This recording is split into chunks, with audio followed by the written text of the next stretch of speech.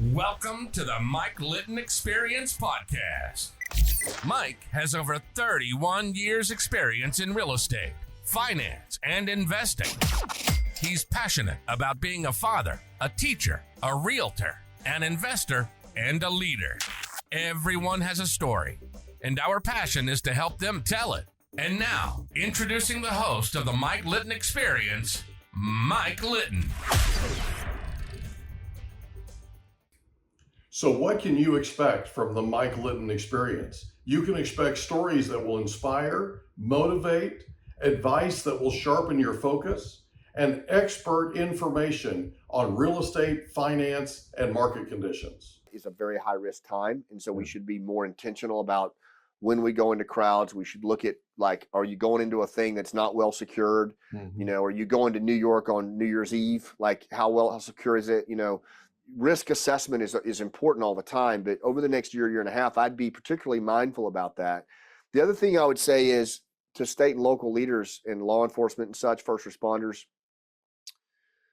everything should be scenario informed, right? If the reporting is saying that it's most likely going to be a locally distributed attack where we live, work, and play, and that, as Duran said in that interview, just watch the first two interviews, you'll get a good sense of the scenarios. But he said it was systemic paralysis in a country that was very much on a war footing for 7 to 10 days. They couldn't get to people. Yeah. So when I say systemic paralysis, I'm talking about first responders, I'm talking about law enforcement, thinking that way.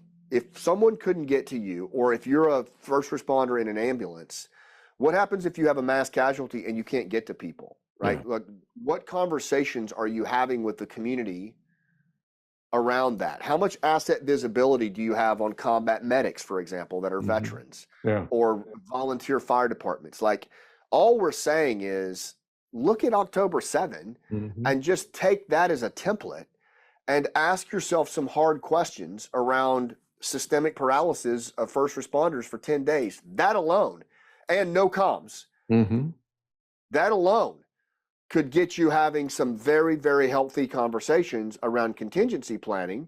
And by the way, yes, if Pineapple can help broker those conversations and facilitate that, we will. We're not going to have most of the answers, but we certainly know the questions to ask. Yeah, and you brought up a great point, and I know we're talking about stuff, we're getting a little deep, but are in the weeds a little bit. But you brought up a great point in a couple of those interviews on the Scott Mann podcast, which were, you know, if you have Afghan war fighters, if you have Afghan veterans that have served in Afghanistan that are in your neighborhood, make your connections now, right? One of the things you love to teach is you build your relationships when times are peaceful. You actually take advantage of those relationships, or you leverage those relationships when things hit the fan. That's right. The ultimate commodity against any kind of crisis is a resilient community. I don't care if it's a hurricane or COVID or a terror attack. The ultimate antibody to a crisis is a strong, connected, resilient community. And you build that trust when risk is low, and you leverage it when the stakes are high. Yeah. And by just connecting with people around you, Vietnam veterans, Panama veterans, Iraq veterans, all of them have significant experience. There's former first responders, just getting a sense of who's who, and having conversations around tough scenarios. Who here could address this problem of our first responder medics not being able to get to people? Show of hands, who has trauma medical experience? And you'll be amazed at the number of hands that go up. And then just start putting it on a whiteboard. It's that simple. And you start to make connections, and then you can say, okay, how could we exercise a community readiness drill to just get these people to, where would they muster if something happened? What would be a signal if all of our communications went down? I mean, honestly, it's the kind of conversation you would have for a hurricane or anything else. The context is just different. Yeah. But it's the or an thing earthquake out here, that kind of thing. About because it's scary. Yeah. Well, so nobody wants to think about it. Nobody wants to talk about it, you know, and that's sort of the inconvenient truth, right? Is it needs to be talked about. People need to have that conversation. So, oh man, Yeah, and for our veterans, you know, all of us, I think for the most part, feel the same way. We remember what we felt on 9/11, and we said never again. And I Yeah. think that's why so many veterans are so vocal about this. I mean, I've gotten more hate and more flack and more grief from general officers and just you name it about what we're doing. And I don't really care because Yeah. in my mind, I'd much rather get that and even be wrong about this than have to live through another 9/12. Yeah. I don't No, think I could take it. yeah. And the whole thing about 9/11 being like a dress rehearsal, right? Okay. So, and we keep talking about legend. So I want to shift gears for just a second.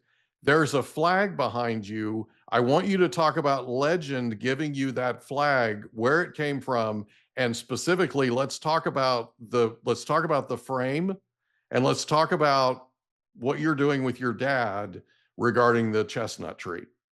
So it's cool that you asked that. Thank you for asking. There's actually two new flags in our rooftop office. This one right here is a brand new flag that when we did our last out play in New York City for the Staten Island first responders, that so many of them died on 9/11, we did it in honor of their families and the survivors. We did it. It was my last performance as Danny Patton with the play. We did it with Tunnel to Towers in May. We were presented this amazing flag, and as you can see, the two towers there. And so that hangs in this office where I do a lot of my instruction and teaching and training. We call it the Remote Delivery Platform, or the RDP. That's that flag. In the other room over here is the podcast room, and that is a flag that was burned by the Taliban. And Legend, call sign Legend. We don't give his real name because he's still operational, but he's an Afghan American, former U.S. Army NCO who went back into Afghanistan multiple times after the collapse to rescue American citizens and other at-risk Afghans, as well as work with the resistance to try to, warn us about what was coming. He rescued several of those flags that were being burned by the Taliban that were once flown over U.S. bases. And he brought one of those flags and presented it to me after a play in Tennessee. Sean Ryan was there when it happened.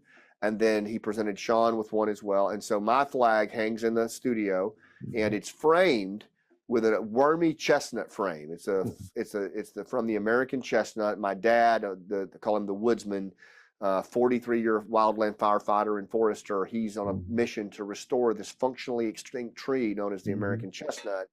And he has these really cool things that are made out of the chestnut that was killed by the blight in the early 1900s. And that frame he had specially made for that flag. He knows Legend. He has a special place in his heart for him. And my dad's my hero. And so it's only fitting that burned flag is encased in the frame that my dad built of restoration. Yeah. Because I think ultimately that's what it represents, is that flag. Yes, it's burned and tattered, but it's the restoration around it that we're pursuing, that we're moving to through better human connections. Yeah, Rex Mann's one of our heroes too, by the way. We're leaving tracks, baby, in his honor. We're leaving tracks.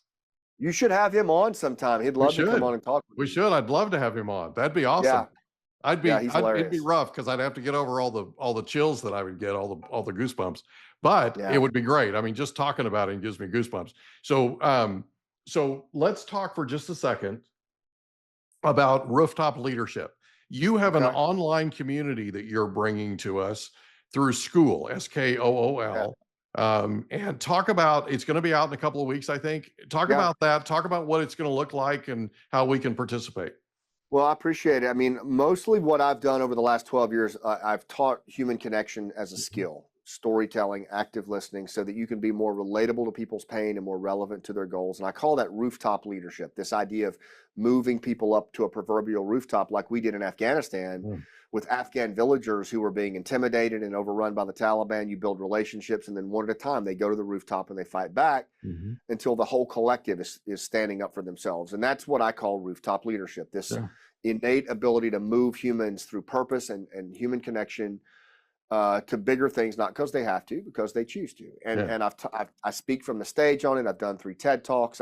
I run workshops called Own Every Room, where we go out in the woods and at a dude ranch and we work on storytelling skills and all of that. and I love it. But a lot of people have said to me, particularly in the last 6 months when we were putting out Own Every Room as an event, and a lot of people want to come, and a lot of people are coming, it's going to sell out. But there's others who said, I can't get there because I have kids, or I can't get there this year because money's tight. Mm-hmm. And is there a way to keep training with you? And I've always been resistant of remote learning, just because I'm big on human connection. Yeah. But this platform, School, SKOOL, it is a really neat platform. I feel like I've been looking for it for 12 years. It is because it's community based. It's their motto at School, and it's free, by the way, is to democratize learning. So like if you want to think of it like a blue collar masterclass, right? Like if you want to learn how to play guitar, you want to learn how to sing or macrame, or in this case, I've opened a leadership academy, Scott Mann Leadership Academy, and it's a community. You come in, it's free, and then in there's free content, there's paid content, and it's gamified. So you can go like level 1, which I call tire kicker, all the way up to like strategic catalyst, rooftop leader in the middle. And there's all these classes that I've spent a lot of time building on storytelling, active listening, high performance, breath work. All of the things that I use to get big shit done are in there. And the cool thing is you can go at your own pace. There's 2 live calls a month. And Colin and I in this very room have just been crashing on it since the holidays, Mike. And we're getting ready. We're going to do a beta first. And I'd like you and a couple of your buds to maybe be in it. Love it. Love it. And then we're going to be doing probably a LinkedIn live soon, within 2 weeks, where we're going to fully roll it out and just turn people loose, man. I can't wait. I think it's going to be really powerful. I want to be in that LinkedIn live too, if that's at all possible. So, for sure. All right. So let's talk for just a second about, well, actually, let me back up for a second. So Rooftop Leadership, and I feel like I want to acknowledge you for something. And I just want people to understand that what you're teaching, what you're doing is a big deal. And what I mean by that is, and I told you this when we talked the last time when we did the first episode, where we talked about Nobody's Coming to Save You. And by the way, we've mentioned a couple of books. Nobody's Coming to Save You. It's a Green Beret's Guide to Getting Big Shit Done. And then there's Operation Pineapple Express. So I just want people to understand, there are a couple of books out there that we've referred to, but it's important that they understand, right? The Rooftop Leadership thing is incredibly important. And I wanted to acknowledge you for this because there are so many people out there that are void of leadership right now. They don't have what they need in terms of a leader. And I interviewed a lady the other day that worked for a company for 20 plus years, and she was a senior VP, and we call her the CEO whisperer, right? And the CEO that she worked for all those decades was a guy that would walk into a room and he would sit down with somebody that was, a few levels down from him, right? And he would have a conversation with them like they were a human being. And he would have a conversation with them and he would value their opinion. He would literally sit there as a CEO and he would take notes. And the entire time that I'm interviewing her and getting her story, I'm thinking of you and specifically what it is that you're teaching the executives that you're talking to. You've got generals coming to your event. You've got business leaders, you've got CEOs, you've got all these people. It means something to those of us that value this. It means a lot to us that you're bringing this. And I wanted to make sure that I acknowledged you for it. And I wanted to thank you. Thank you, man. Thank you. And I'll tell you, Mike, the way I do it is, and I really mean it, like my body of work that I put into this is, human connect like your life depends on it. And the way I describe it is what Tim Ferriss is to high performance is what I try to do with human connection. 3 TED Talks, hundreds of keynotes, a playwright, actor, writer, news analyst, anything that scares me on human connection, I try to go do it. The coaching, the people I coach Fortune 100 CEOs, but Mhm. also nonprofit founders and Yeah. soldiers and Gold Star mothers, Yeah. because that is where people live. And what I will tell you is, if you work, no matter how you work with me on Human Connection, you're going to get a body of work that literally approaches it with a life and death mentality. And I'm that intense on it, but I mean, it's fun, and it will change your life. But I take it very seriously. The Yeah, craft. you do. And I want to make sure that people understand that the biggest thing with you is your heart. Thank you, man. You have this unbelievable spirit about you where Thank you you. will go places just like you did as a Green Beret. You'll go places that are not comfortable.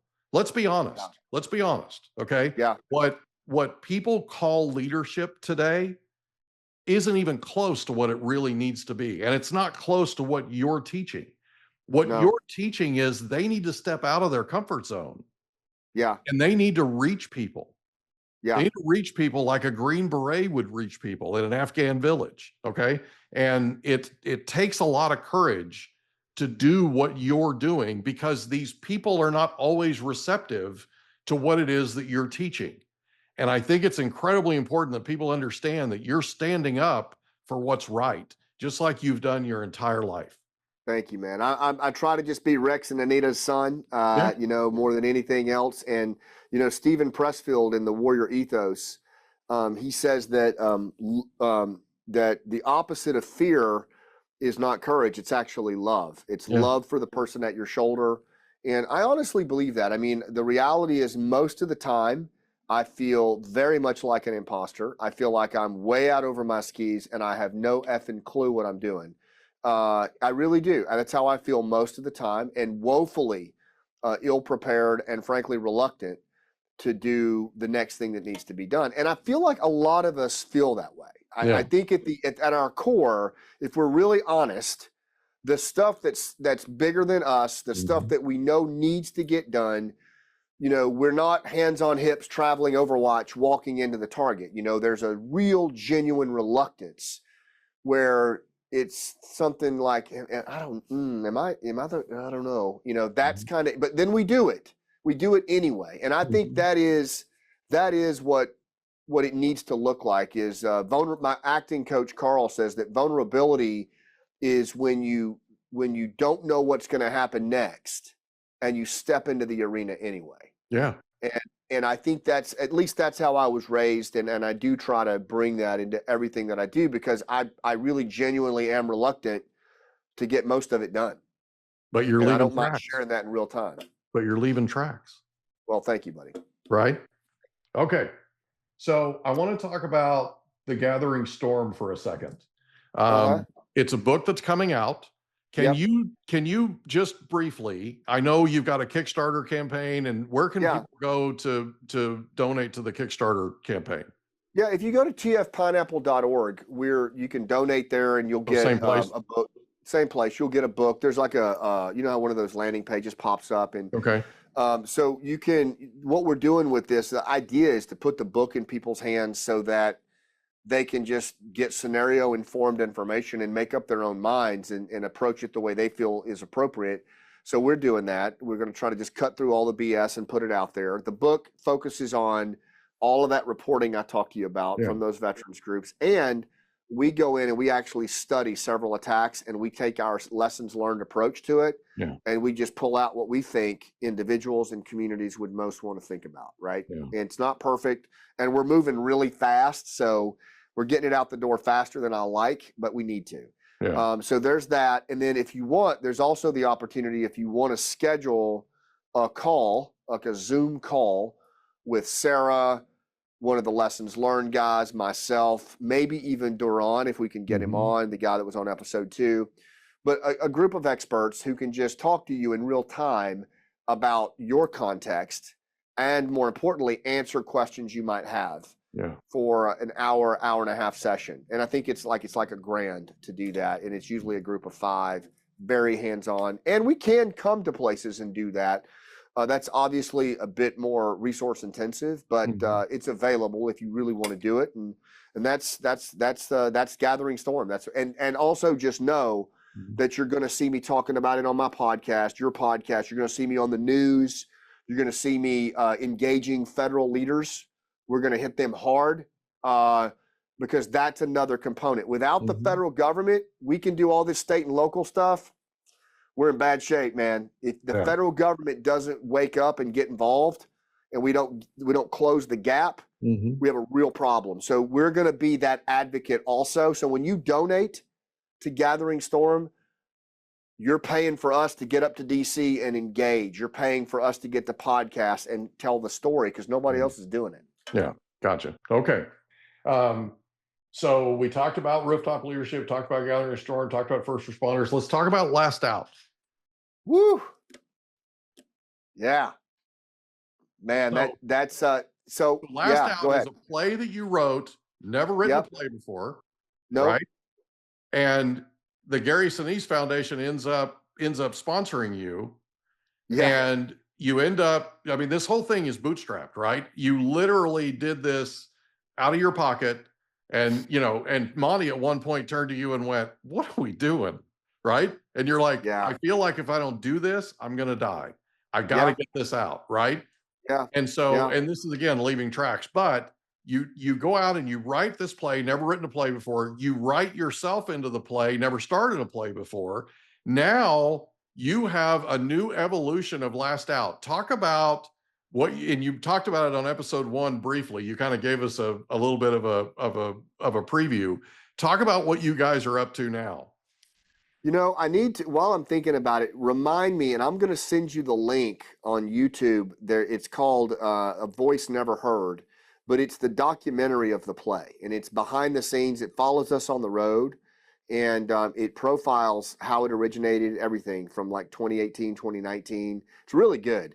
It's like 30 minutes. I'll send you that. I wrote Last Out, it took me 6 years to write it, and I wanted to tell a story about modern war that you don't see in the movies. You always see the first in, the door kickers, but you never hear about the last out, the men and women who go back to combat day after day, month after month. It's less than 1% of our population. Yeah. And the families who love them, and who deal with that. I wanted to tell that story. And so I based it on 3 of my team sergeants' friends who didn't make it home. Master Sergeant Danny Patton. And it's a wonderful life with body armor is what I told Mike Rowe.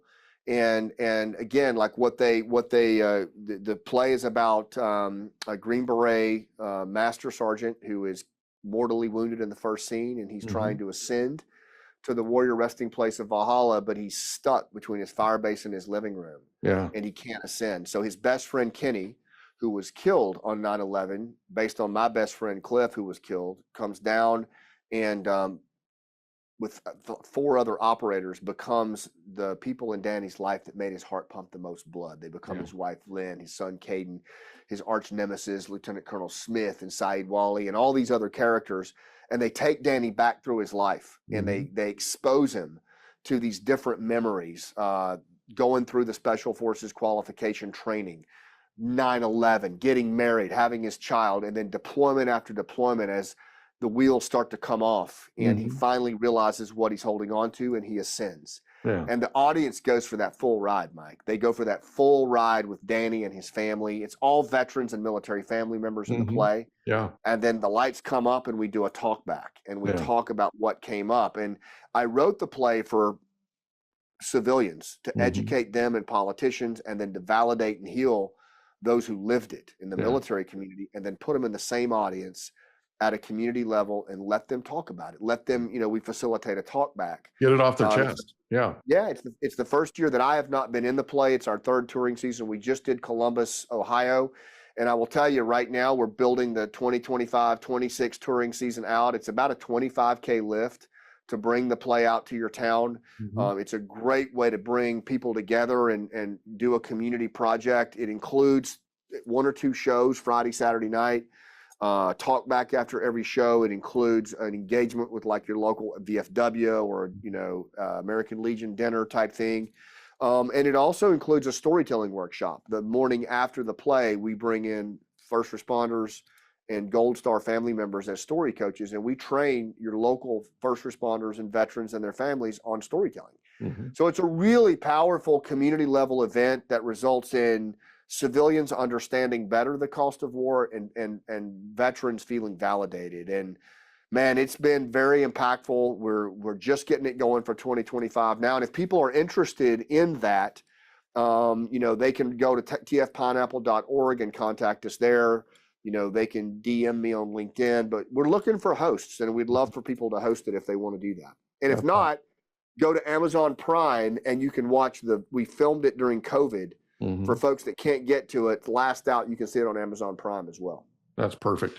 So just real quick, if people want to be involved in the Rooftop Leadership School community, how do they go about signing up for that?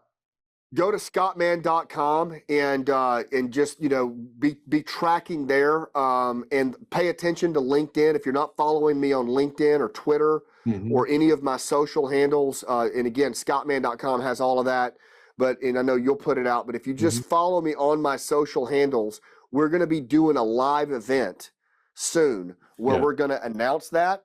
And we haven't opened the door to it yet, but it's coming really soon, and it is going to be badass. So I'd say just follow me on socials and be ready to come to that live event, and then you'll be able to roll right in. And we'll be in the beta. I'll be involved in the beta. So yes. I'll be making sure I keep people updated on social media too. So if they're following us, we'll keep them updated. Is there anything else you want to cover before we wrap? No, man, this is great. So grateful to you for the time and the opportunity to talk to your amazing audience, and thanks for what you do to take care of them. And it's cool to be on this journey with you, man. You're a good man. You really care about the community and the nation, and it's just always good to be alongside folks like that. So I'm honored to be with you. Well, I appreciate you, buddy. And people need to check out the Scott Mann podcast. And if you're following me on LinkedIn, I'm going to be reposting them too. But go to the Scott Mann podcast on YouTube and watch this stuff. This is a big deal. I mean, when you talk about content that literally could change your life, that's what we're talking about here. And it's really, really significant. I want people to understand the Scott Mann podcast is onto something. So is Nobody's Coming to Save You. When you talk about the churn, people need to understand what that is. And they also need to understand that this whole idea of the social media detox thing, like walking away from your phone for, a period of time. In your case, you did it for 7 days. How you did that, I have absolutely no idea. Maudie's like a hero to me, man. I just love that girl. I mean, she literally turns to you and she's like, you're going to stroke out if you jump on your phone again. Right. And all of a sudden you're like, okay, it brought it to life. Right. And you're like, okay, I'm going to take all these days off. And I'm just going to, and you mentioned the creativity that came from it, the things that came from it were just absolutely immeasurable and invaluable. And, that all came from the wisdom that is Monty Mann. So I'm obviously a big, big fan of hers. Thank you, man. I'll make sure I pass it. We're getting ready to go to the Appalachians and do it again. And I would just tell you, if you go to scottmann.com, the podcast, the book, everything's there. And it's a whole body of work around human connection. And then taskforcepineapple.com or .org. It's TF as in task, T as in task, F as in force, pineapple, the total word, .org for the 501c3. 100%. Appreciate you, buddy. Thanks again for being here. We'll have you back on soon. For sure, Mike. Thanks, pal. Take care, everybody. We hope you enjoyed another episode of the Mike Litton Experience. If you did, do us a favor, smash that subscribe button, tell your friends, family, and coworkers about our program, and wherever you get your podcasts, please leave us a rating. It helps us to connect with quality people just like you. And that's a wrap. Another episode of the Mike Litton Experience in the books. Reach out to Mike on Instagram at Litton Realty. Want to meet with Mike? Check out calendly.com/Rio760.